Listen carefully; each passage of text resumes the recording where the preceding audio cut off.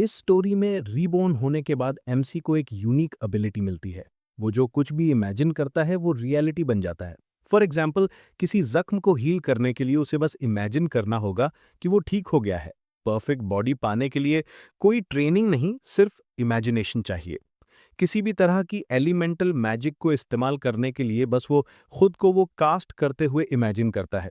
वो किसी भी वेपन या आर्टिफैक्ट को पिक्चर करके समन कर सकता है। हाँ, शुरू में रिजल्ट्स परफेक्ट नहीं होते, एक ऐसी ब्रोकन स्किल को भी लेवल अप करना पड़ता है। फॉर्चुनेटली, वो एक मैजिक एकेडमी के स्टूडेंट की बॉडी में आता है, जिससे उसे अपनी पावर को मास्टर करने का काफ़ी टाइम मिल जाता है। इस तरह वो उन लोगों से रिवेंज लेने की तैयारी कर सकता है जिन्होंने पास्ट में उसकी मौत की वजह बने थे। उस दिन गेट्स, जो मिस्टीरियस डंजन की तरफ जाती थीं, अचानक पूरी दुनिया में दिखाई देने लगीं और उन डंजन के मॉन्स्टर्स बाहर निकलने लगे।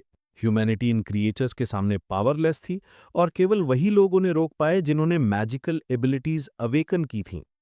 इन लोगों में गोल्डन सीकर्स भी थे, जो खास तौर पर पावरफुल लोगों का ग्रुप था जो दुनिया को स्ट्रॉन्गेस्ट मॉन्स्टर से बचाने का काम करते थे। वे हैं इंगॉल्फ फेंडिट्स, क्लॉडिया बॉर्जियो, निथेनियल कैवेल, इवाको हिदेकी और ले रुआकी। ये 5 हीरोज अपनी पावर्स का इस्तेमाल करके किसी भी मॉन्स्टर को हराते हैं जो ह्यूमन वर्ल्ड में कदम रखता है।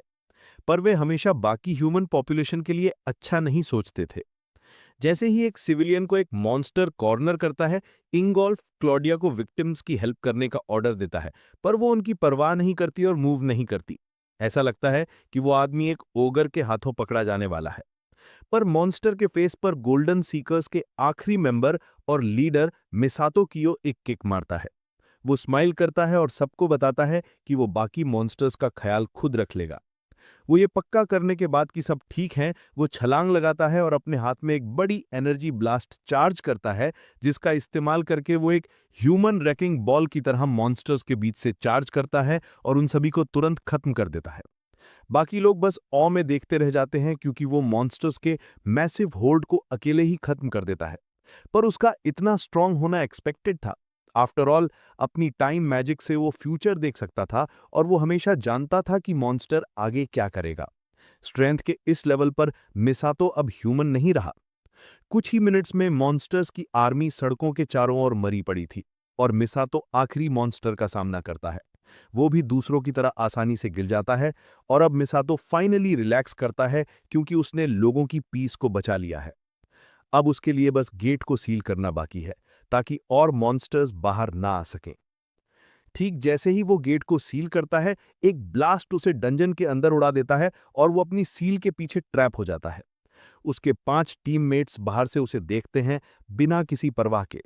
अपनी टाइम कैपेबिलिटीज के बावजूद उसने कभी भी इससे पहले ऐसा फ्यूचर नहीं देखा था। वो सील के पास जाता है और उनसे पूछता है कि क्या वे सब इस भयानक प्लान में शामिल थे और उन्होंने उसके साथ ऐसा क्यों किया। उनके लिए जवाब ऑब्वियस है। ये इसलिए है क्योंकि उसकी सबको सेफ रखने की जरूरत ने उसकी टीम को लगातार डेंजर में डाला।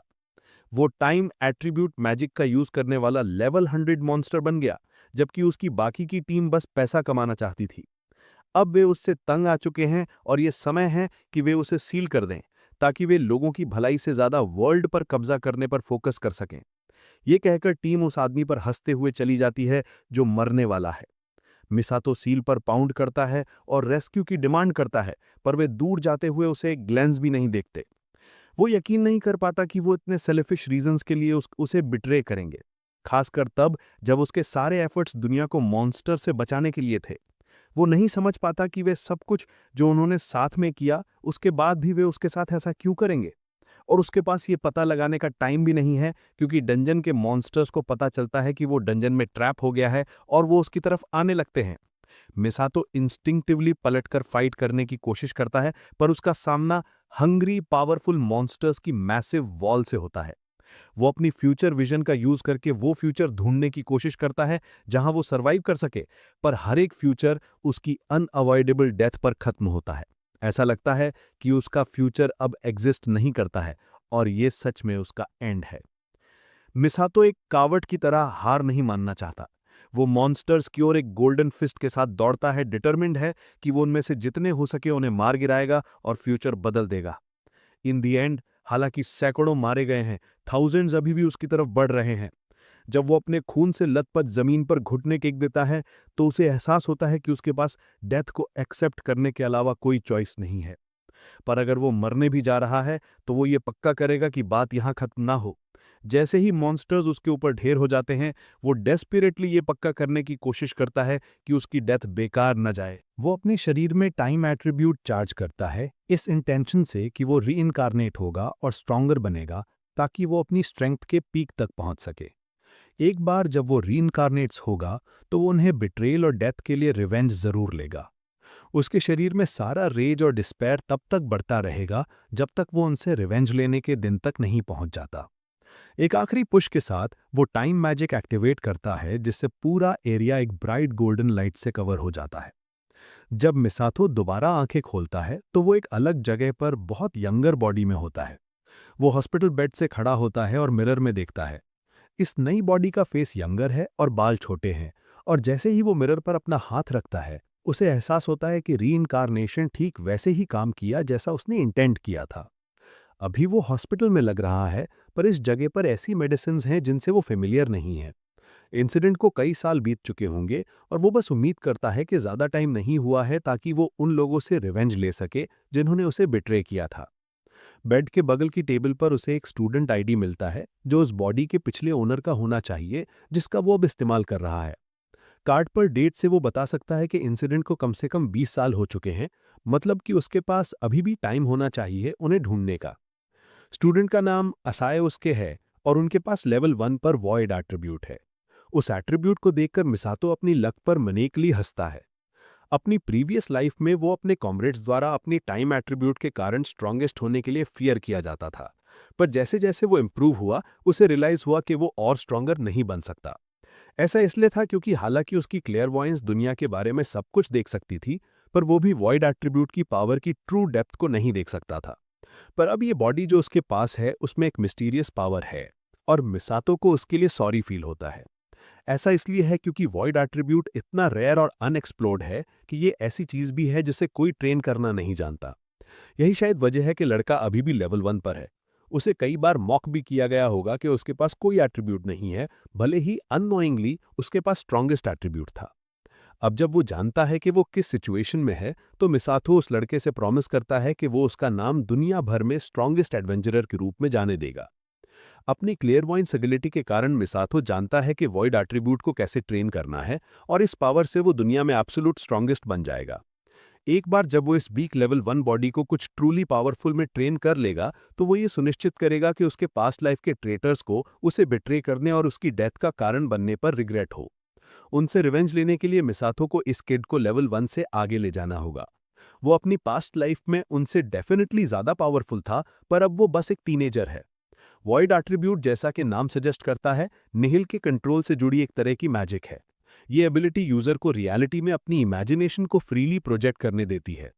हर कोई चीजों को इमेजिन करने में केपेबल है, पर उस इमेजिनेशन को रियलिटी में बदलना ही असली डिफिकल्टी है। लकीली मिसातो के लिए ये बॉडी जो उसने ली है, बुरी तरह इंजर्ड है। इसका मतलब है कि वो अपनी नई एबिलिटीज को खुद को हील करने पर प्रैक्टिस कर सकता है।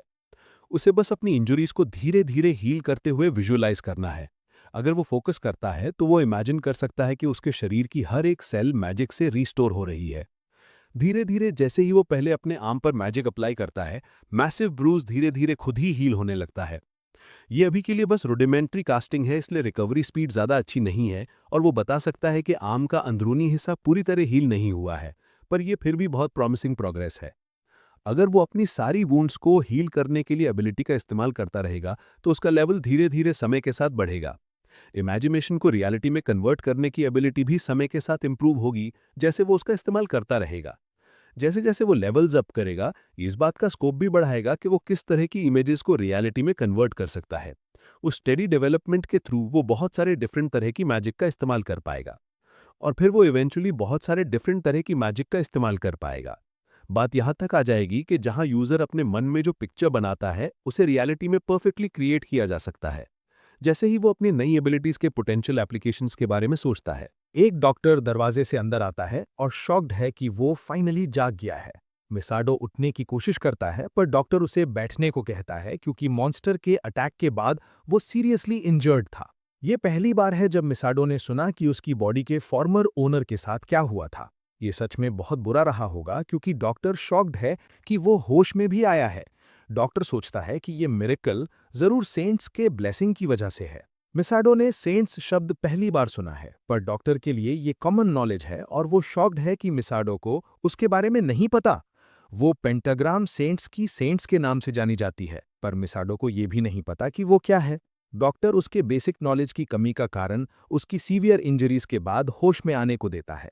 अभी के लिए वो टॉपिक बदलकर मिसाडो का थॉरो एग्जामिनेशन करता है। जब वो चला जाता है तो मिसाडो पेंटाग्राम सेंट्स के बारे में सोचना बंद नहीं कर पाता।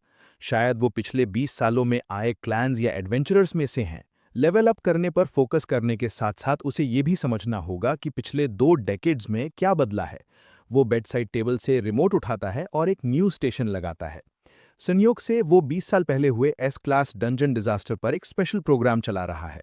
उसे ठीक उसी पर इंफॉर्मेशन चाहिए और उसे ये जानना है कि उसके बिट्रे होने के बाद क्या हुआ। ब्रॉडकास्ट बताता है कि डिजास्टर का कल्प्रिट गोल्डन सीकर्स का लीडर खुद मिसाडो क्योइरो था। मिसाडो शॉक में बेड से कूद जाता है क्योंकि वो टीवी स्क्रीन पर अपना ही फेस देखता है। उसे कोई आइडिया नहीं है कि वे किस बारे में बात कर रहे हैं और वो सुनता रहता है। अपेरेंटली जो न्यूज़ फैली थी वो ये थी कि उसने आने वाले डिजास्टर की प्रिडिक्शन की थी पर उसने किसी को बताने से रिफ्यूज़ कर दिया। इसके बजाय वो दुनिया को तबाह कर देने वाले कियोस का एडवांटेज लेने की प्लानिंग कर रहा था ताकि चार्ज ले सके और रूल कर सके। इसे रोकने के लिए गोल्डन सीकर्स के बाकी मेंबर्स एक साथ आए और इस चीज़ को होने से रोकने के लिए उससे फाइट की।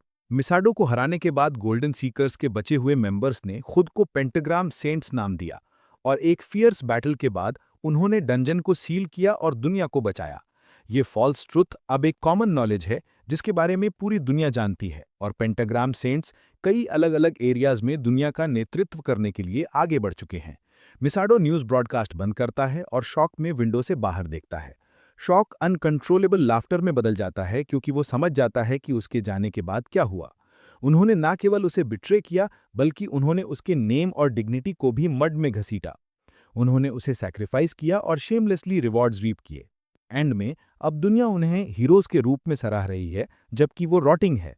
इस नई न्यूज़ के साथ वो उन्हें डेफिनेटली माफ नहीं करेगा। अब उसे ये सुनिश्चित करना है कि वो सब एक एक करके हेल जाएं, पर उसे ओवरबोर्ड जाने से पहले खुद को शांत करना होगा।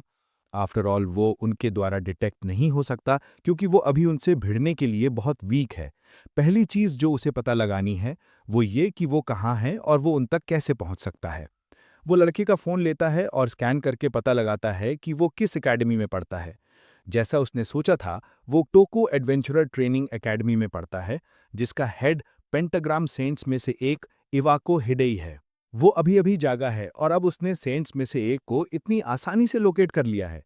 इवाको एक कॉशियस आदमी है, हालांकि वो इस तरह का इंसान नहीं है जो अपनी वीकनेसेस को इतनी आसानी से दिखाएगा। उस पर उनके लेवल्स में डिफरेंस बहुत ज़्यादा है। उसे अभी हराना प्रैक्टिकली इम्पॉसिबल है। अभी के लिए उसे अपने लेवल्स को बढ़ाने और स्ट्रॉन्गर बनने पर फोकस करना होगा। वो लेवल 1 पर कुछ नहीं कर सकता।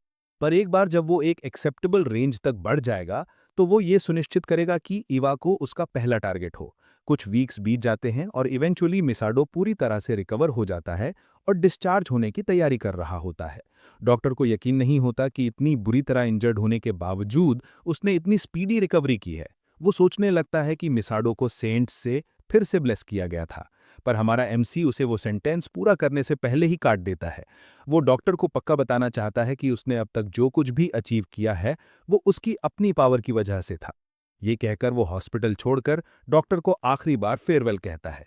जैसे ही वो बाहर निकलता है, अब जबकि उसने अपने प्लान के लिए बेयर बोन्स प्रिपरेशन पूरी कर ली है, तो वो चीज़ों को नेक्स्ट लेवल पर ले जाने के लिए तैयार है। वो अपना लेवल 27 तक बढ़ाने में भी कामयाब हो गया है। ये उसके लिए वार्म अप लेने का और डंजन जाकर अपनी नई एबिलिटीज को टेस्ट करने का टाइम है। हॉस्पिटल छोड़ने से पहले उसने डॉक्टर से सुना कि कियोस्के का पूरा फैमिली एक एक्सीडेंट में मर गया है। कियोस्के के लिए ये ट्रैजिक है, पर मिसाडो के लिए ये चीज़ों को इतना आसान बना देता है क्योंकि इसका मतलब है कि वो जो चाहे कर सकता है और उसे किसी के भी उसके एक्शंस पर क्वेश्चन करने की चिंता नहीं करनी पड़ेगी। जैसे ही वो हॉस्पिटल से बाहर निकलता है, वो अपने पहले एडवेंचर को स्टार्ट करने के लिए नियरेस्ट डंजन गेट की तरफ चला जाता है। उसे ये सुनिश्चित करना है कि वो जितना हो सके उतनी तेजी से लेवल अप करे और स्ट्रॉन्गर बने। अब जब उसने खुद को हील करके अपना लेवल बढ़ाया है, तो ये एक्चुअल कॉम्बैट में अपनी न्यू स्किल्स को टेस्ट करने का टाइम है। वो गेट के पास स्टॉल पर जाता है जहां सिक्योरिटी गार्ड एंट्री की परमिशन देता है और वो अपना स्टूडेंट आईडी कार्ड दिखाता है। गार्ड गेट में आगे बढ़ने से पहले उसे रोकने के लिए उसका हाथ पकड़ता है। वो मिसाडो के डंजन में एंटर करने को लेकर वरिड है क्योंकि वो सिर्फ लेवल 27 है और ये डंजन आमतौर पर वो जगह है जहां एडवेंचरर्स को पार्टीज बनाने और डंजन में एंटर करने के लिए कम से कम लेवल 30 होना चाहिए। स्ट्रिक्ट रेगुलेशंस के बावजूद मिसाडो डंजन में अकेले एंटर करने की प्लानिंग कर रहा है, जो गार्ड के लिए बेसिकली सुसाइड के बराबर है। ये नॉर्मल क्लास वाले किसी भी व्यक्ति के लिए सच होगा, पर मिसाडो टोक्यो एडवेंचरर ट्रेनिंग एकेडमी का स्टूडेंट है और ये उसे डेंजरस होने के बावजूद इस जगह पर एंटर करने की स्पेशल परमिशंस देनी चाहिए। जब तक वो एक कंसेंट फॉर्म पर साइन करता है, तब तक उसके लिए बिना किसी रेस्ट्रिक्शंस के एंटर करना ठीक होना चाहिए। वो जानता था कि डंजन गेट के पास जाने पर कुछ ऐसा होगा, इसलिए उसने स्कूल के स्टूडेंट होने के नाते मिलने वाले स्पेशल प्रिविलेजेस को देखा और ये उनमें से एक है। गार्ड के पास उसे जाने देने के अलावा कुछ चॉइस नहीं है, पर इससे इस फैक्ट में कोई बदलाव नहीं आता कि वो वरिड है। कंपाउंड के दूसरी तरफ से कुछ वॉइसेस उसे बुलाती हैं। ठगिश दिखने वाले बच्चों का एक ग्रुप मिसाडो को बताता है कि गार्ड बस उसके बारे में वरिड है, इसलिए उसे इसे दिल पर नहीं लेना चाहिए। आफ्टर ऑल वो सिर्फ एक वीक स्टूडेंट है जिसने अभी तक एकेडमी से ग्रेजुएट भी नहीं किया है, इसलिए उसे अपनी प्लेस पता होनी चाहिए। मिसाडो बस उन्हें एक ग्लांस देता है इससे पहले कि वो मुड़ता है और गार्ड से पूछता है कि उसे कहाँ साइन करना है। वो अपना सिग्नेचर करता है और कंफर्म करने के बाद डंजन में एंटर करने के लिए निकल जाता है। अब उसके लिए बिना किसी रेस्ट्रिक्शंस के एंटर करना ठीक होना चाहिए। गार्ड हमारे एमसी को जाते हुए देखता है और फिर पहले वाले बच्चों को बुलाता है और उन्हें डंजन में जाकर मिसाडो को फॉलो करने के लिए कहता है। वो इस फैक्ट से बाहर नहीं निकल पाता है कि बस एक बच्चे को अनप्रोटेक्टेड वहां चलने देना बेसिकली सुसाइड है। पहले तो वो गार्ड से आर्ग्यूमेंट करने की कोशिश करते हैं, क्योंकि वो किसी ऐसे व्यक्ति के लिए अपनी लाइफ रिस्क नहीं करना चाहते जिसे वे मुश्किल से जानते हैं। पर उनमें से लीडर अपने दोस्तों को बड़ा मिस करने से रोकता है। ये एंड में उनके लिए अच्छा हो सकता है। अगर डंजन के अंदर उन्हें कोई नहीं देख रहा है तो वे अंदर जाकर जो चाहें कर सकते हैं। अगर वहां कुछ भयानक होता भी है तो कोई प्रॉब्लम्स या कॉन्सिक्वेंसेज नहीं होंगे। उसके दोस्त तुरंत समझ जाते हैं कि वो किस बारे में बात कर रहे हैं और वे खुशी खुशी मिसाडो को फॉलो करने के लिए डंजन में भागते हैं। अब वे उसे ब्रैट होने और ऐसे डंजन को अटेम्प्ट करने की कोशिश करने के लिए पे बैक कर सकते हैं जो उसके लेवल से बहुत ऊपर होना चाहिए। गार्ड उनकी ट्रू इंटेंशन से पूरी तरह से अनअवेयर उन्हें चीयरफुली भेजता है। ये पहली बार नहीं है जब उन्होंने ऐसा किया है। वे लोगों को मार देते हैं जो डंजन में आते हैं और फिर मॉन्स्टर्स पर ब्लेम डाल देते हैं। इसकी वजह से वे अपनी पॉकेट्स अच्छी तरह से भर सकते हैं और किसी को इसकी भनक भी नहीं लगती है। इस बात को ध्यान में रखते हुए वे मिसाडो का पीछा करना जारी रखते हैं, पर 10 मिनट दौड़ने के बाद भी वे उससे कैचअप नहीं कर पाए हैं। डंजन एक स्ट्रेट पाथ है, इसलिए उनका उसे खोना इम्पॉसिबल है और इस पॉइंट पर उन्हें कोई आइडिया नहीं है कि वो इतनी दूर कैसे निकल गया है। इवेंचुअली वे फाइनली उससे कैचअप करते हैं और वे उसे मॉन्स्टर्स की वॉल से सराउंडेड देखते हैं। पहले तो वे सोचते हैं कि उन्हें उसे मारना नहीं पड़ेगा और मॉन्स्टर्स उसका ख्याल रखेंगे, पर मिसाडो फायर मैजिक को विंड मैजिक के साथ कंबाइन करके कुछ ही सेकंड्स में सभी मॉन्स्टर्स को मारकर उन्हें गलत साबित कर देता है। वे शॉक्ड हैं कि उसने एक साथ इतने सारे डी रैंक्ड मॉन्स्टर्स को मारने में कामयाबी हासिल की, पर वे मॉन्स्टर्स से निकले मैसिव लूट ड्रॉप्स में ज़्यादा इंटरेस्टेड हैं। अगर वे उस लूट ड्रॉप को बेचते हैं तो वे कम से कम 6 महीने तक कंफर्टेबली रह सकते हैं। मिसाडो की बैक अभी भी उनकी तरफ है, इसलिए वे सोचते हैं कि उसने उन्हें अभी तक नोटिस नहीं किया है।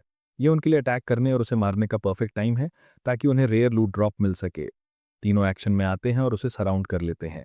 फिर एक साथ वे अपनी मैजिक उस पर अनलीश करते हैं। मिसाडो फाइनली मुड़ता है और उन्हें अपना अटेंशन देता है। 1 सेकंड वेस्ट किए बिना स्किलफुली उनके सभी अटैक्स को डॉज कर लेता है। वो इस तरह की चीज़ों के लिए पहले से ही आदी है। इससे कोई फर्क नहीं पड़ता कि कौन सा एरा है, हमेशा स्कम होता है जो किसी और का बिलोंगिंग्स लेने की कोशिश करता है। क्योंकि उसने सारे लॉन्ग रेंज अटैक्स डॉज कर लिए थे। उनमें से एक फायरबॉल चार्ज करता है और मैजिकली एनहांस्ड पंच से मिसातो को हराने के लिए क्लोज जाता है। हालांकि मिसातो ज्यादा क्विक है और आइस से अपनी फिस्ट चार्ज करता है, जिसका इस्तेमाल वो अटैकर के स्टमक पर पंच करने और उसे अपने दोस्तों के पास वापस हवा में भेजने के लिए करता है। गून 1 सेकंड में ढेर हो जाता है और पीछे सड़ने के लिए छोड़ दिया जाता है, जबकि मिसातो मुड़ता है और बाकी बचे लोगों के पास पहुंचता है जो अब डर से कांप रहे हैं। इस नई लाइफ में वो उतना मर्सीफुल नहीं होगा जितना वो हुआ करता था। वो किसी को भी क्रश करने की प्लानिंग करता है जो उसके रास्ते में आता है और फिर बिना किसी हेजिटेशन के उन्हें अपने अगले गोल तक पहुंचने के लिए एक स्टेपिंग स्टोन के रूप में इस्तेमाल करेगा। अब से वो जो कुछ भी करेगा वो सब उसके रिवेंज के लिए होगा। गूंज का ख्याल रखने के बाद मिसातो डंजन से पूरी तरह से अनहार्म्ड निकल जाता है।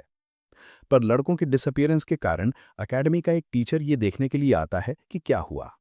वो आदमी इवाको योची का सबॉर्डिनेट है और उसे न्यूज़ मिली कि उसके स्टूडेंट्स में से एक अकेले डंजन में एंटर किया था।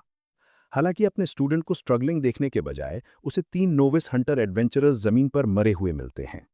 पर डंजन में क्या हुआ ये एक्सप्लेन करने के लिए कोई क्लूज नहीं है। मिसातो की तरफ वापस आते हैं। वो डंजन खत्म करने के बाद अपने न्यू स्टैट्स को दिखता है। डी रैंक डंजन क्लियर करने की वजह से वो लेवल अप करने और साथ ही अपनी वाइड मैजिक को टेस्ट करने में कामयाब रहा। अब उसने इन्फो ऑब्सक्यूरिटी नाम का एक नया स्पेल हासिल किया है जो उसे न केवल अपना लेवल लेने बल्कि अपने डंजन एंट्री रिकॉर्ड्स को इरेज करने की भी अलाउ करता है। इसकी वजह से वो डी रैंक डंजन से कोई भी क्लूज मिटा सकता है जो उस तक पहुंच सकते हैं। अब जबकि वो इससे आगे बढ़ चुका है, कल अकेडमी में उसका फर्स्ट डे है और उसे इसके लिए प्रिपेयर करने की ज़रूरत है। वो क्योस्के के फ़ोन को देखता है और कुछ अनरेड मैसेजेस देखता है जो साफ तौर पर उसे बुली कर रहे हैं और वायलेंस के जरिए उससे पैसे एक्सटॉर्ट कर रहे हैं। ये परफेक्टली एक्सप्लेन करता है कि क्योस्के ने क्या झेला और वो कैसे उस बुरी हालत में पहुंचा। अगले दिन वो स्कूल जाता है और जैसे ही वो मेन गेट से चलता है एक क्यूट गर्ल उसे ग्रीट करती है जो उसे जानती है। ये उसकी क्लासमेट असाही करेन है और वो हॉस्पिटलाइज्ड होने के बाद उससे पूछने दौड़ती है कि वो कैसा है।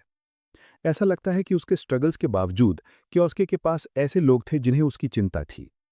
जैसे ही वे दोनों बात करते हैं, पुलिस का एक ग्रुप कियोस्के को सामना करने आता है। वे उसे नो एट्रीब्यूट होने के लिए टीज करते हैं और वे साफ तौर पर जानते हैं कि वो मुश्किल से मौत से बच निकला है। ये ज्यादातर वही लोग हैं जो पिछली रात उसे थ्रेटनिंग मैसेजेस भेज रहे थे। लीड बुली उनके पास आता है और कियोस्के से डिमांड करता है कि वो हमेशा उनकी प्रोटेक्शन के लिए पे करे, और ये साफ है कि इससे फाइट होगी। करेन उसके सामने आ जाती है और बुली को रोकने की कोशिश करती है, उन्हें याद दिलाती है कि कियोस्के अभी हॉस्पिटल से डिस्चार्ज हुआ है। हालांकि वो उसके लिए ब्रेव होने की कोशिश कर रही है, उसके शेकी हैंड्स एक क्लियर साइन है कि वो टेरिफाइड है। हमारा एमसी इसे नोटिस करता है और उसके सामने आता है, उसे अश्योर करता है कि वो ठीक रहेगा। बुलीज उस पर हंसते हैं, सोचते हैं कि वो बस एक गर्ल के सामने कूल बनने की कोशिश कर रहा है। चूंकि वो शो ऑफ करने के लिए इतना ईगर है, बुलीज उसे स्कूल में उसकी प्लेस याद दिलाने के लिए बहुत खुश हैं। उनके दुर्भाग्य से उन्हें अभी तक रियलाइज नहीं हुआ है कि जब से मिसातो ने कंट्रोल लिया है, हायरार्की बदल गई है। उसने उस लड़के से प्रॉमिस किया था जिसकी बॉडी उसने ली थी कि वो उसका नाम दुनिया भर में स्ट्रॉन्गेस्ट एडवेंचरर के रूप में जाने देगा, और मिसातो खुद को अपने वर्ड पर टिके रहने वाला व्यक्ति मानता है। वो पहले बुली को टॉन्ट करता है और ये इनक्रेडिबली अच्छी तरह से काम करता है, जिससे वो मिसातो की तरफ एक स्पेल कास्ट करने लगता है। डंजन्स के बाहर मैजिक का इस्तेमाल करना स्कूल रूल्स के खिलाफ है, पर ऐसा लगता है कि बुलीज को अब कोई परवाह नहीं है। उन्हें मिसातो को दिखाना होगा कि जब उनके पास एट्रीब्यूट नहीं है तो लाइन से बाहर जाना गलत है। वो एमसी पर एक फायरबॉल टॉस करता है और मिसातो उससे भी बड़े फायरबॉल से उसके अटैक को काउंटर करता है। दोनों अटैक्स क्लैश करते हैं, जिससे एक ह्यूज एक्सप्लोजन होता है, जबकि बुलीज हैरान है कि कियोस्के को फायरबॉल यूज करने की एबिलिटी कब मिली। वीक अटैक से मिसातो मुश्किल से फेज होता है और बुली अपने दोस्तों को एनपीसीज की तरह खड़े ना होकर कुछ करने को कहता है। उनमें से दोनों मिसातो की तरफ विंड और वाटर अटैक्स अनलीश करते हैं, पर अपने बॉस की तरह मिसातो बड़े स्केल पर सिमिलर अटैक से दोनों अटैक्स को काउंटर करता है। वे मुश्किल से यकीन कर पाते हैं कि जिसके पास कुछ समय पहले तक नो एट्रीब्यूट था, वो अब एक साथ मल्टीपल मैजिक एट्रीब्यूट्स का इस्तेमाल कर रहा है। ये एक ऐसी पावर है जिसके बारे में उन्होंने पहले कभी सुना नहीं है, पर यह बस शुरुआत है। मिसाडो ने अब तक उनके अटैक्स को नलिफाई करने के लिए बस उनकी अपनी पावर्स का इस्तेमाल किया है, पर अब ऑफेंसिव होने की उसकी बारी है।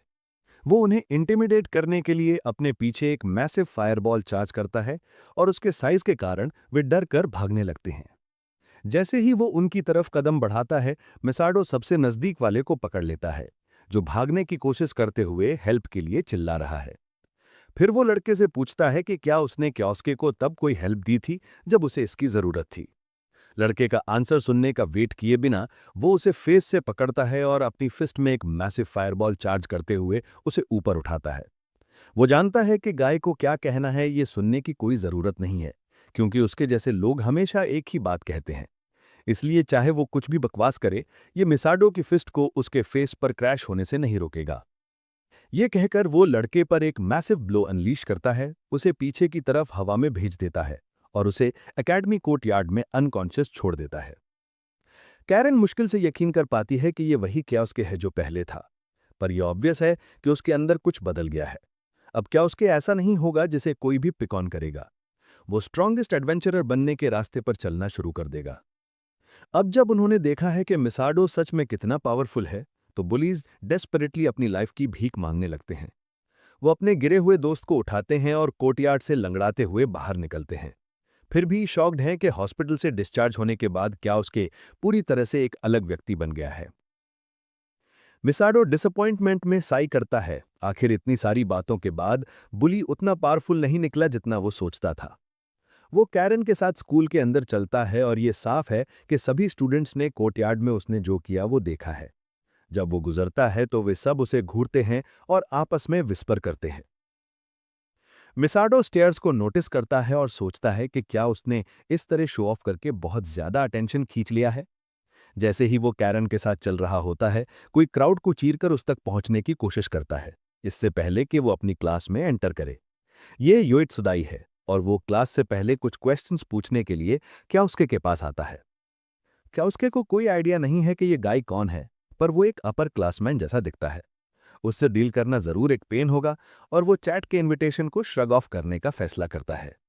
वो मुड़ता है और कहता है कि अब बात नहीं कर सकते क्योंकि क्लास शुरू होने वाली है, पर यूएची नो सुनने के लिए तैयार नहीं है।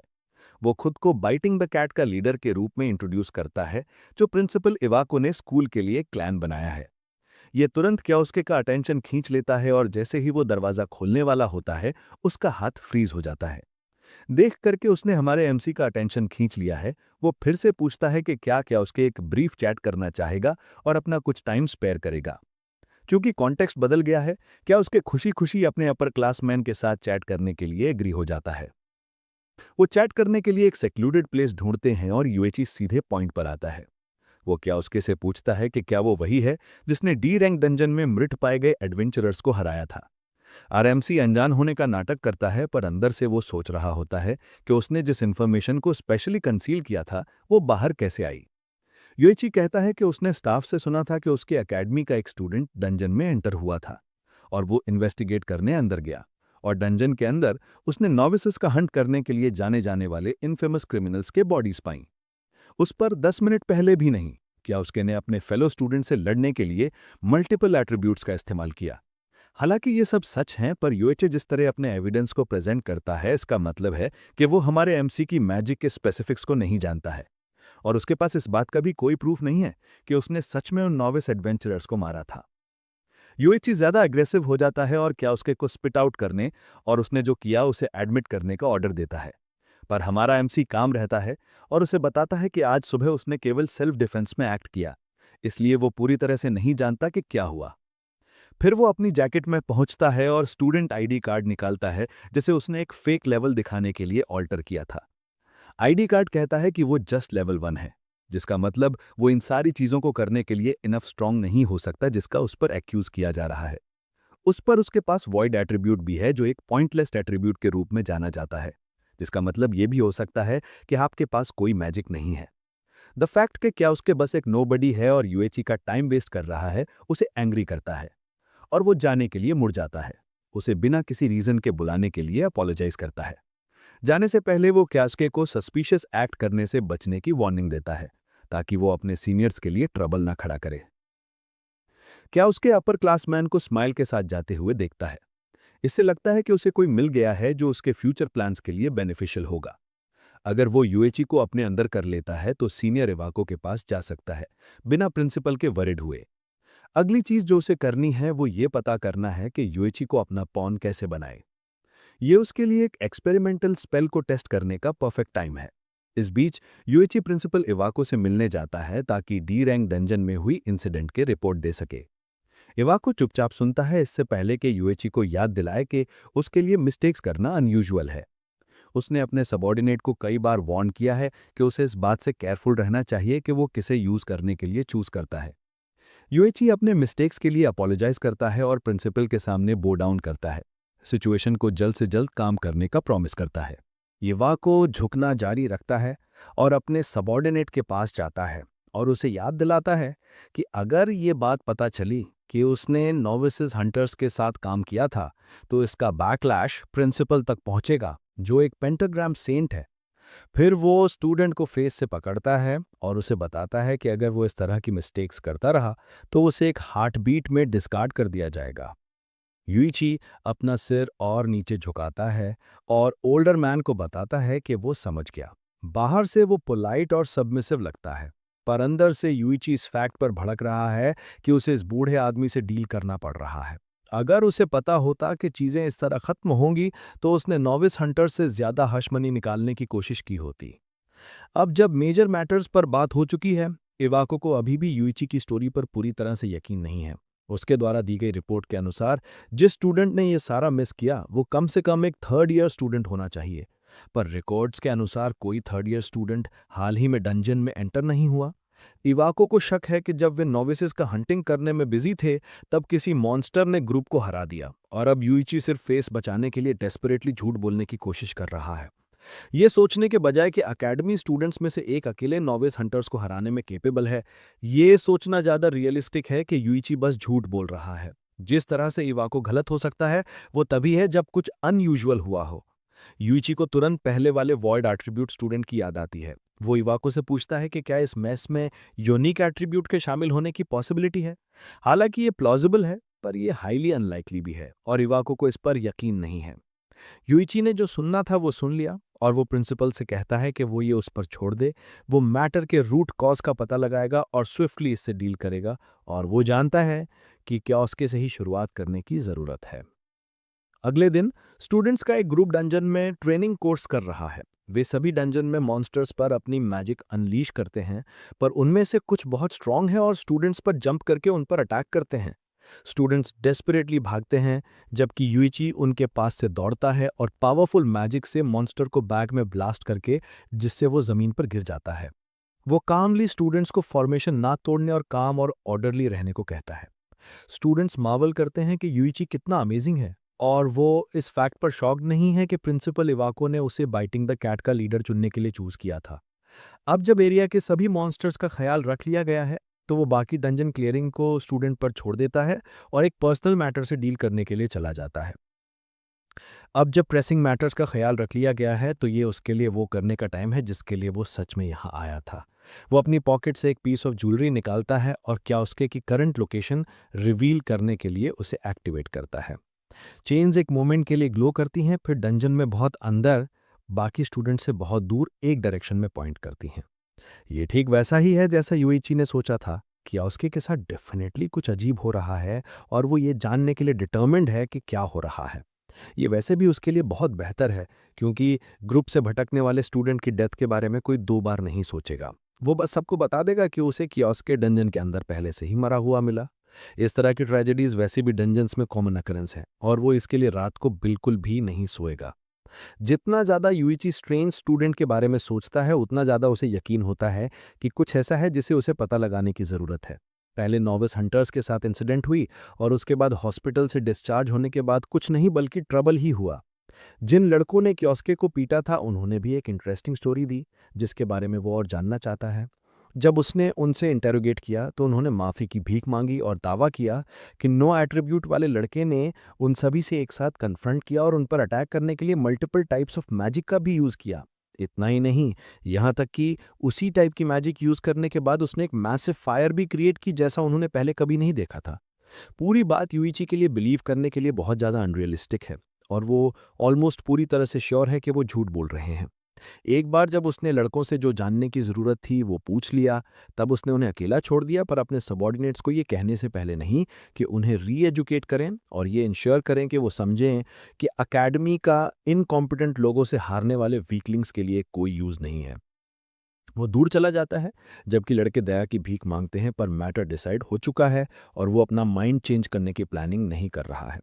बुलीज में से एक उसके रूम छोड़ने से पहले बोलता है। ये उनमें से सबसे बुरी तरह से पीटा गया है और वही है जिसे कियोस्के ने डेवास्टेटिंग फायर चार्ज पंच दिया था। वो यूइची को वार्न करता है कि कियोस्के बहुत पहले ही ह्यूमन होना छोड़ चुका है और उसके पास पावर का एक अलग लेवल है।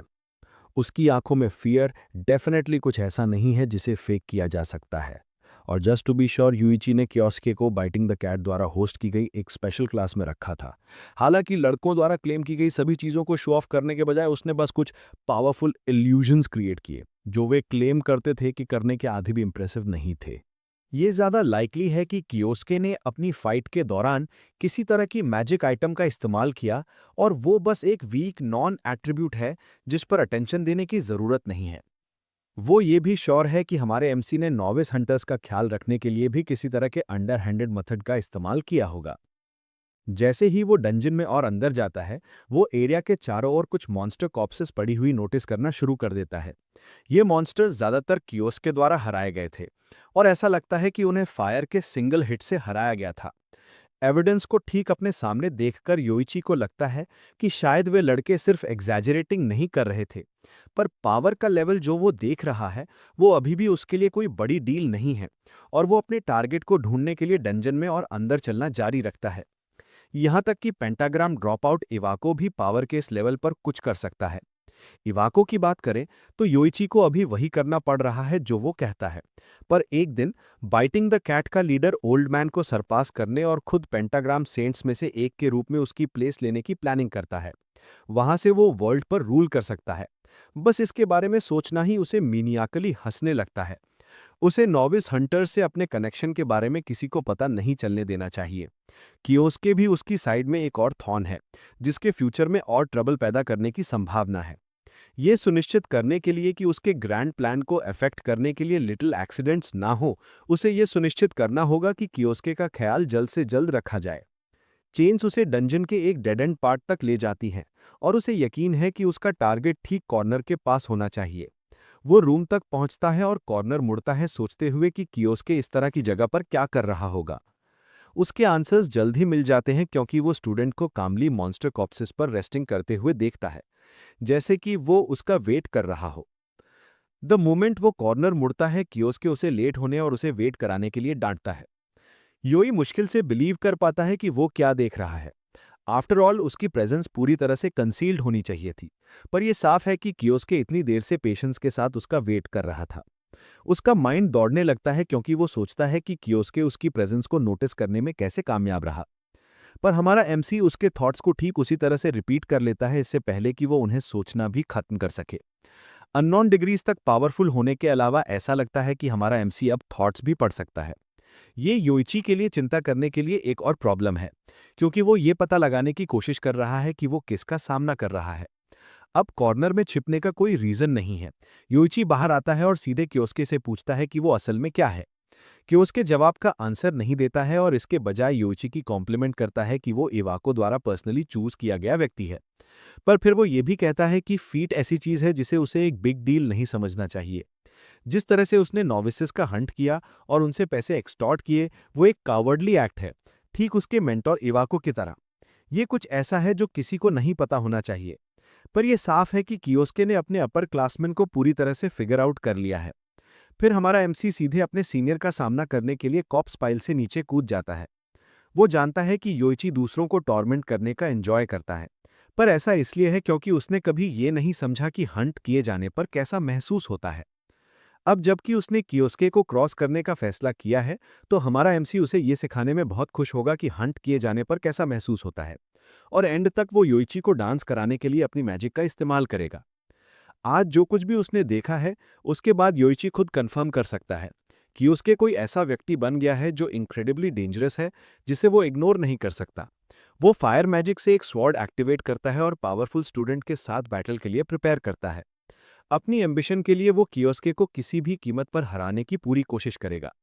एक सेकंड वेस्ट किए बिना यूइची जमीन से पुश करता है और हमारे एमसी की तरफ चार्ज करता है और एक डेवास्टेटिंग स्ट्राइक अनलीश करता है। कियोस्के उसे एफर्टलेसली डॉज करता है और यूइची के वीक लेवल ऑफ स्किल से बिल्कुल भी इम्प्रेस्ड नहीं है। फिर वो अपने हाथ में एक फायरबॉल चार्ज करके उसे सीधे योइची पर वापस भेजकर अटैक का काउंटर करता है। सीनियर स्टूडेंट अपनी स्वॉर्ड से फ्लेम को काटता है और वो भी कियोस्के के लेवल ऑफ स्किल से इम्प्रेस्ड नहीं है। ये साफ है कि दोनों एक दूसरे के खिलाफ होल्ड बैक कर रहे हैं और बैटल बस शुरू हो रही है। जैसे ही फ्लेम साफ होती है, लाइटनिंग का एक बर्स्ट सीधे उसकी तरफ आता है और वो मुश्किल से उसे अपनी स्वॉर्ड से ब्लॉक कर पाता है। फिर कई शार्प स्पाइक्स उसके नीचे की जमीन से बाहर निकलते हैं, पर वो कुछ शार्प स्वॉर्ड स्ट्राइक से उन सभी को एक इंस्टेंट में काट पाता है। ये कंफर्म करता है कि कियोस्के सच में एक साथ मल्टीपल मैजिक एट्रीब्यूट्स का इस्तेमाल करने में एबल है। ऐसा लगता है कि उसकी वॉइड मैजिक के साथ कुछ क्रेजी चल रहा है जिसके बारे में उसने पहले कभी नहीं सुना। जैसे ही वो बात कर रहा होता है, कियोस्के एक आइस स्वॉर्ड के साथ उसके पीछे डैश करता है और बैकस्टैब के लिए जाता है। पर योइची बस टाइम पर रिएक्ट करने और उसे ब्लॉक करने के लिए इनफ क्विक है। अब अचानक अपर क्लासमैन बैकफुट पर है और उसे एक बहुत स्ट्रॉन्गर और फास्टर कियोस्के द्वारा पीछे धकेला जा रहा है। अब बाइटिंग द कैट का लीडर इरिटेट होने लगा है। जब से कियोस्के कहीं से भी पॉप आउट हुआ है, उसने योइची के प्लान्स के रास्ते में आने के अलावा कुछ नहीं किया है। कियोस्के को कोई आइडिया नहीं है कि वो किस बारे में बात कर रहा है, क्योंकि वो अपर क्लासमैन के प्लान्स को जानता भी नहीं। उसका प्लान बहुत सिंपल है। वो एक दिन इवाको को सरपास करने वाला व्यक्ति बनना चाहता है। ऐसा करने के बाद वो पेंटागन सेंट्स में से एक के रूप में इवाको की प्लेस लेगा। कियोस्के को कोई आइडिया नहीं है कि वो इवाको को क्यों चूज करेगा, क्योंकि वहां दूसरे पेंटागन सेंट्स भी हैं। पर रीजन भी सिंपल है। ये इसलिए है क्योंकि इवाको एक पेंटागन सेंट ड्रॉप आउट है। अगर यूएचई पेंटागन सेंट बनने की प्लानिंग कर रहा है तो उसके लिए वीकेस्ट वन को टारगेट करना सेंस बनाता है। और एक बार जब वो उनमें से एक बनने में कामयाब हो जाता है, तो वो वर्ल्ड पर रूल करने का राइट अर्न करेगा। कियोस्के सिंपल और अनइंटरेस्टिंग प्लान से बिल्कुल भी इम्प्रेस्ड नहीं है। उसने सोचा था कि योइची इवाको तक पहले पहुंच गया होगा, पर ऐसा लगता है कि अपर क्लासमैन में सिर्फ एक पैथेटिक एम्बिशन है। उसे इवाको को मारने वाले व्यक्ति के रूप में अपनी स्पॉट लेने वाले किसी पॉइंटलेस से वरिड होने की कोई जरूरत नहीं है। अनवांटेड क्रिटिसिज्म योइची को एंगर्स करता है और वो न्यू विगर के साथ आरएमसी पर चार्ज करता है और दोनों अपनी अपनी स्वॉर्ड से क्लैश करते हैं। योइची बस पावर और मनी चाहता है और विमेन उसकी लाइफ में इजी एक्सेस हो। वो इस तरह की पावर चाहता है जहां वो दूसरों पर कितना भी ट्रैम्पल्स करे, कोई कुछ नहीं कह सकता। अगर वो एक पेंटागन सेंट बन जाता है तो वो जो चाहे कर सकता है, और वो शायद सेंट टेस्ट की वीकनेस पर भी होल्ड पा सकता है, और शायद वो आगे बढ़कर उसे भी क्लेम कर सकता है। कियोस्के अपने पावर हंग्री ओपोनेंट के डिल्यूजन्स को सुनकर थक गया है और वो इस बैटल को एक बार और हमेशा के लिए एंड करने की तैयारी करता है। अपनी स्वॉर्ड के एक क्विक फ्लिक के साथ वो योइची को बैकवर्ड फ्लाइंग भेजता है और फोर्स अपर क्लासमैन की स्वॉर्ड तोड़ने के लिए इनफ स्ट्रांग है। उस पर योइची के मीनिंगलेस रैम्बलिंग की वजह से कियोस्के को एक स्पेशल मैजिक स्पेल प्रिपेयर करने के लिए इनफ टाइम मिल गया। योइची डर से कावर्स करता है क्योंकि कायोस्के उसके करीब आता है और उसे डांस करने को कहता है। फिर वो योइची के फेस के करीब एक पाम रखता है, एब्सोल्यूट हिप्नोसिस कास्ट करने के लिए अपनी वॉइड मैजिक का इस्तेमाल करता है।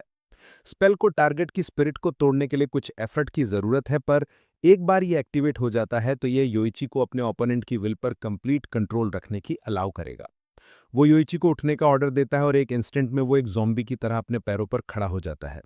ऐसा लगता है कि स्पेल एक सक्सेस था और वो योइची को अपने कंप्लीट कंट्रोल में लाने में कामयाब रहा। फिर वो अपने नए पपेट को क्लास के लिए डंजन मिशन को कंप्लीट करने पर फोकस करने के ऑर्डर्स देता है।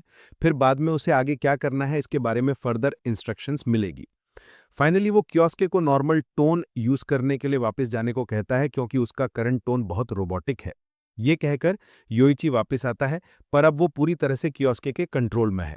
जैसे ही वो आदमी दूर चला जाता है, कियोस्के एक डिवाइस स्माइल देता है, इससे पहले कि वो अपने ग्रुप में वापस जाने के लिए चला जाए। जैसे ही वो डंजन से गुजरता है, कैरन उसे ढूंढती है जो कुछ समय से उसे ढूंढ रही थी। वो उसके बारे में वरिड थी क्योंकि वो अचानक ग्रुप से बिना किसी ट्रेस के डिसअपियर हो गया था। कियोस्के अपना बेस्ट स्माइल देता है और अचानक डिसअपियर होने के लिए अपोलोजाइज करता है। वो उसे बताता है कि वो योइची से कुछ बात करने गया था, जो उसे शॉक्ड करता है क्योंकि वो नहीं जानती थी कि वो और योइची इतने क्लोज थे। और वो उससे पूछती है कि वो किस बारे में बात कर रहे थे। वो उसे बताता है कि वो बस इस बारे में बात कर रहे थे कि अपने ड्रीम्स को कैसे सच किया जाए, और उसे कुछ अच्छी एडवाइस मिली। एडवाइस रिच में इतनी ग्रेट थी कि उसका एक ड्रीम पहले ही सच हो चुका है। स्टूडेंट्स के डंजन से लीव होने से उनकी कॉन्वर्सेशन इंटरप्ट होती है। स्पेशल क्लास खत्म होने वाली है और सभी स्टूडेंट्स को जाने से पहले ग्रुप को रिपोर्ट करना है। कैरन ग्रुप में वापस जाने के लिए मुड़ती है और कियोस्के को उसे फॉलो करने को कहती है। सब कुछ उसकी प्लान के मुताबिक सही चल रहा है और अब वो एक पॉन अक्वायर करने में कामयाब रहा है जिस पर इवाको कभी शक नहीं करेगा। योइची नोविस हंटर्स पर अटैक करने वाले व्यक्ति पर अपनी इन्वेस्टिगेशन कैसी चल रही है इस पर प्रोग्रेस रिपोर्ट देने के लिए लौटता है। वह इवाको को बताता है कि नोविस हंटर्स पर अटैक करने वाला स्टूडेंट वास्तव में एक यूनिक एट्रीब्यूट वाला स्टूडेंट है, ठीक जैसा उसे शक था। स्टूडेंट असायोस्के है और वो वॉइड एट्रीब्यूट वाला फर्स्ट ईयर स्टूडेंट है। यूइची क्लेम करता है कि वो कियोस्के को यूजुअल टॉर्चर लोकेशन पर कैप्टिव रखे हुए हैं और वो इन्फॉर्मेशन निकालने के लिए फर्स्ट ईयर से इंटरोगेटिंग भी कर रहा है। इस तरह स्टूडेंट ने मल्टी एट्रीब्यूट मैजिक का इस्तेमाल करने की एडमिटेड किया। ये इवाको का अटेंशन खींचता है और वो पूछता है कि मल्टी एट्रीब्यूट मैजिक से यूइची का क्या मतलब है। स्पेसिफिक्स करंट टाइम में अननोन है, पर यूइची को ये पता लगाने के लिए कुछ और टाइम मांगता है कि क्योस्के के पास क्या हिडन सीक्रेट्स है। उस पर प्रिंसिपल को अपने विक्टिम्स के साथ हैंड्स ऑन टाइम मिले हुए भी एक टाइम हो गया है। यूइची इवाको से पूछता है कि क्या वो स्टूडेंट्स के टॉर्चर और इंटरोगेशन का इंचार्ज होना चाहेंगे। इस तरह की चीज आमतौर पर ऐसी नहीं है जिसकी आयो को चिंता होगी, पर सिर्फ एक बार के लिए उसके लिए बुरा नहीं होगा। उसे टॉर्चर किए हुए एक टाइम हो गया है और ये किड को वो सभी ट्रबल के लिए जनरसली रीपे करने का एक अच्छा अपॉर्चुनिटी होगा। जैसे ही दोनों डिस्कस करते हैं, इवाको का फोन रिंग करता है और वो यूइची को जाने को कहता है। उसे अश्योर करता है कि वो बाद में खुद ख्याल रखने के लिए वेयरहाउस जाएगा। फिर वो आदमी फोन का आंसर देता है और दूसरी तरफ से एक मॉकिंग फीमेल वॉइस से ग्रीट किया जाता है। वो उसे ग्रीट करती है और मटेरियल्स पर पिछले दिन के बिड के दौरान उसकी कंपनी को चूज करने के लिए उसे थैंक्स कहती है। इवाको उसके प्रिटेंशियस टोन को सुनने के लिए रेडी नहीं है और वो उसे एक्ट ड्रॉप करने को कहता है। लाइन की दूसरी तरफ की पर्सन पेंटागन सेंट्स में से एक और लेले कंपनी की करंट सीईओ लेले रुआकी है। वो एक्ट ड्रॉप कर देती है जैसा उसने पूछा था और उसे याद दिलाती है कि वे दोनों पार्टनर्स हैं क्योंकि वे गवर्नमेंट की लवली सब्सिडीज शेयर कर रहे हैं। इवाको अभी भी उसके एनॉइंग मॉकरी के मूड में नहीं है और वो उसे ये बताकर कॉन्वर्सेशन एंड करने की कोशिश करता है कि अभी वो बिजी है और वे किसी और दिन बात कर सकते हैं। वो उससे पूछती है कि उसका क्या बिजनेस हो सकता है, क्योंकि एकेडमी के रूलर के रूप में उसके पास एक इजी जॉब है जो लगातार उसकी पॉकेट्स भर रहा है। वो क्योस्के के बारे में और उसके वॉइड एट्रीब्यूट के बारे में बताता है और ये उसकी इंटरेस्ट को कैच करता है। वो वॉइड एट्रीब्यूट को एक यूजलेस एट्रीब्यूट के रूप में जानती है और सोचती है कि आयो उस तरह के फेलियर के साथ क्या करना चाहता है। वो उसे एग्री करता है कि वॉइड एट्रीब्यूट ज्यादा चिंता के लायक नहीं है, पर वो उसे ये भी याद दिलाता है कि कुछ भी हो सकता है क्योंकि वॉइड एट्रीब्यूट अभी भी एक यूनिक एट्रीब्यूट है। उसके लिए ये ऑब्वियस है कि इवाको अभी भी कुचीरो मसादो की टाइम एट्रीब्यूट मैजिक के बारे में सोच रहा है। प्रिंसिपल को उस आदमी का नाम सुनना पसंद नहीं है और वो उस पर इतनी जोर से चिल्लाता है कि वॉल्यूम के कारण उसे फोन अपनी आई से दूर रखना पड़ता है। जब भी मसादो का नाम आता है, इवाको हमेशा की तरह शॉर्ट टेम्पर्ड होता है, पर वो उसके लिए उसे ब्लेम नहीं कर सकती। आफ्टर ऑल, जैसे ही मसादो ने अपनी टाइम एट्रीब्यूट पावर अवेकेंड की, एडवेंचरर्स के बीच पावर का बैलेंस पूरी तरह से शिफ्ट हो गया। चूंकि उसने वो कह दिया है जो उसे कहना था, वो कॉल एंड करने का फैसला करती है और उसे बताती है कि वो उसे बाद में कॉन्टैक्ट करेगी। कॉल डिस्कनेक्ट होते ही इवाको फोन रिसीवर को टेबल पर पटक देता है। वो उससे बात करना पसंद नहीं करता और उसे खास तौर पर अपने फॉर्मर लीडर का नाम सुनना पसंद नहीं है। बस उसे सुनकर ही वो फायर्ड अप हो गया है और ऐसा लगता है कि अब उसके लिए अपना सारा एंगर बाहर निकालने का परफेक्ट टाइम है। इवाको फॉरेस्ट में एक सेक्लूडेड वेयरहाउस जाता है जहां वो और यूइची आमतौर पर अपने विक्टिम्स पर अपने टॉर्चर मेथड्स करते हैं। जैसे ही वो बड़ी दरवाजे की ओर चलता है, वो सोचता है कि वो स्टूडेंट को कैसे टॉर्चर करेगा। अपने सिर में वेरियस डिफरेंट टॉर्चर मेथड से गुजरते हुए भी वो मसादों पर अपना सारा एंगर बाहर नहीं निकाल सका, तो वो इसे क्योस्के पर पोर कर देगा। दरवाजा एक एम्प्टी वेयरहाउस पर खुलता है और वहां ना तो क्योस्के है और ना ही यूइची। जैसे ही इवाको ये पता लगाने की कोशिश कर रहा होता है कि क्या हो रहा है, यूइची पीछे से अपनी स्वॉर्ड ड्रॉ किए हुए सीधा इवाको के फेस पर एम करता है। प्रिंसिपल ने बिना पीछे देखे ही अपने फिंगर्स के बीच में स्वॉर्ड पकड़ ली है। यूइची के लिए यह सोचना कि इस तरह का अटैक लैंड करेगा, उसने अपने प्रिंसिपल को सीरियसली अंडर एस्टिमेट किया होगा। अभी इवाको के पास ये एनर्जी चार्ज करके रेडी है ताकि वो यूइची को लेसन सिखा सके। अगर वो पहले मसादो के मेंशन से अपसेट था, तो इस पैटी अटैक ने उसे रेत से मैनिक कर दिया है। वो यूइची को मैजिकल चेन्स में रैप करता है और उसे अपसाइड डाउन पकड़े रखता है। फिर वो आसानी से अपने सबॉर्डिनेट को किक करता है जिससे वो दर्द की ग्रंट के साथ जमीन पर गिर जाता है।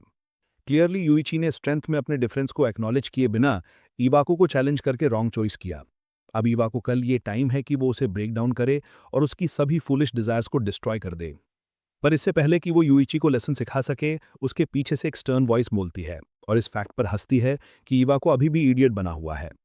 प्रिंसिपल उस वॉइस की तरफ अपना सिर घुमाता है और क्योस्के को कामली वेयरहाउस से बाहर निकलते हुए देखता है।